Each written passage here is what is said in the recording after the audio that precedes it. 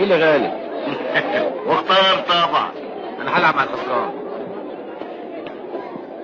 انا هلعب مع الخسران. طبعا دي جملة بترن في ودان ناس كتير، وعلى طول الوقت تلاقي نفسك سمعتها بصوت عادل امام في فيلم الحريف.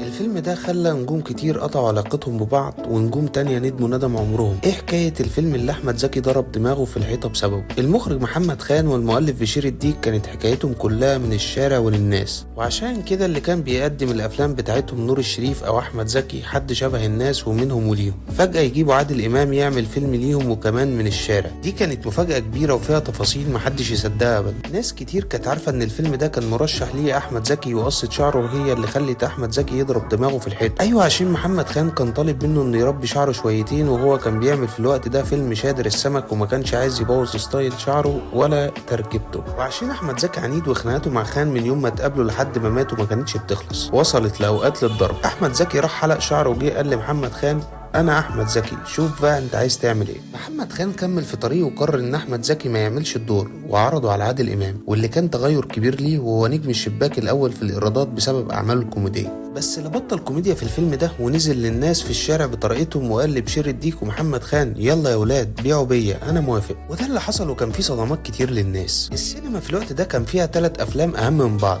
وهما الحريف وشادر السمك وكمان سواق الاتوبيس لنور الشريف. سواق الاتوبيس اللي كان من اخراج عاطف الطيب وتأليف بشير الديك ما كانش الجمهور بيدخلوا كتير، بس كانوا بيقفوا يسقفوا جوه الصاله من اعجابهم بالفيلم، على عكس اللي حصل مع عادل امام، والناس ما قدرتش تستوعب التغيير اللي هو عمله. كانت بتخرج من نص الفيلم، ودي بقى كانت صدمه عادل امام اللي ما قدرش يستحملها طبعا. ازاي الزعيم ما يبقاش رقم 1 في الايرادات عشان مشي ورا محمد خان؟ فكان قرار عادل امام ان عمره ما يشتغل مع خان تاني. ومش بس كده، ده الموضوع وصل بينهم للقطيعه، وهو في الشغل ما عندوش يم مرحمين. وفي نفس الوقت احمد زكي كسر الدنيا في فيلم شادر السمك اللي حرفيا قلب مصر وقتها، بس اول ما شاف فيلم الحريف كان الندم هو صاحبه، وده لانه عاند محمد خان وما وافقوش على فيلم زي ده، وكان شايف ان هو يقدر يعمل دور ما حصلش. وفعلا احمد زكي بعد ما شاف الفيلم خبط دماغه في الحيط، لانها كانت السبب ان هو ما يبقاش هو الحريف. خلافات كتير شافها الفيلم عشان يظهر للنور بتحصل كتير في الكواليس، بس الفرق ان الاسماء اللي ورا الكواليس دي كبيره قوي. لكن اللي قدر يكمل ويمكن يكون خلى عادل امام يهدى شويه عن كرهه للفيلم،